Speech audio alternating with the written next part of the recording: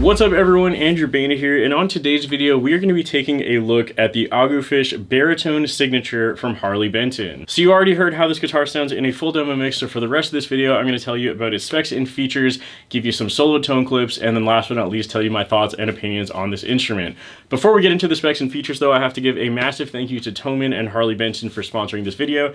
They sent this guitar over to me, and if you want to pick one up for yourself or pretty much any other piece of music gear over at Toman, there's going to be an affiliate link in the description and the pinned comment below, and anything you buy directly helps support my channel. With that being said, let's move on to the specs and features of this beast of a guitar. First and foremost, like I said, this is a baritone guitar, so it has a 28-inch scale length, so you can tune it extra low like I did, all the way down to double drop D pretty easily. This is the same scale length as some 9-string guitars, just to give you a point of reference. And first up, we're going to look at the body of the guitar. So we have an ash top, which has this awesome purple finish coming through the wood grain, which looks absolutely beautiful, and the rest of the body is made out of Nyato, which you can just see there in a black finish. As for controls, we have a three-way pickup selector up here, and we have 4 knobs. We have volume, volume, tone, tone, so individual controls of both pickups, and on both tone knobs they are push-pull to access a coil split of both pickups. As for the pickups themselves, these are Roswell pickups, which were designed in collaboration with Agufish, and he has named them the Seraphim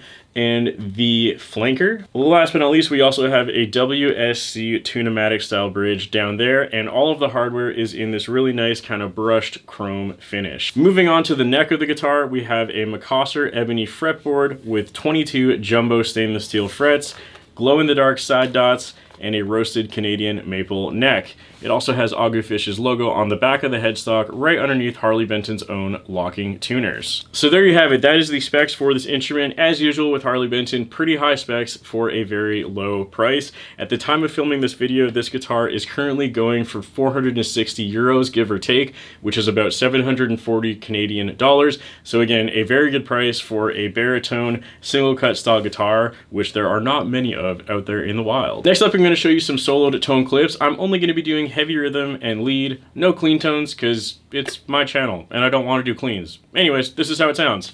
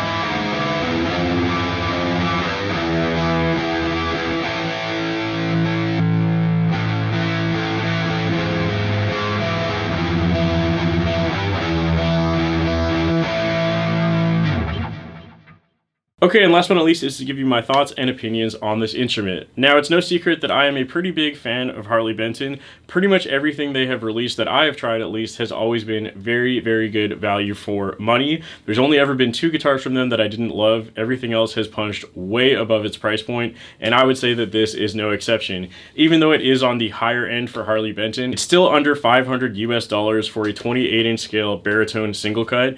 I think that's a really good deal, especially when you factor in the stainless steel frets and the nice finish and all that. I think this guitar is awesome for the price. The overall fit and finish of this guitar is really, really good. There are a couple of very minor finish flaws, which I don't even know if I'm going to be able to capture them on camera, but you can see like a very tiny bit of overspray on some of the purple paint going onto the binding, like right there.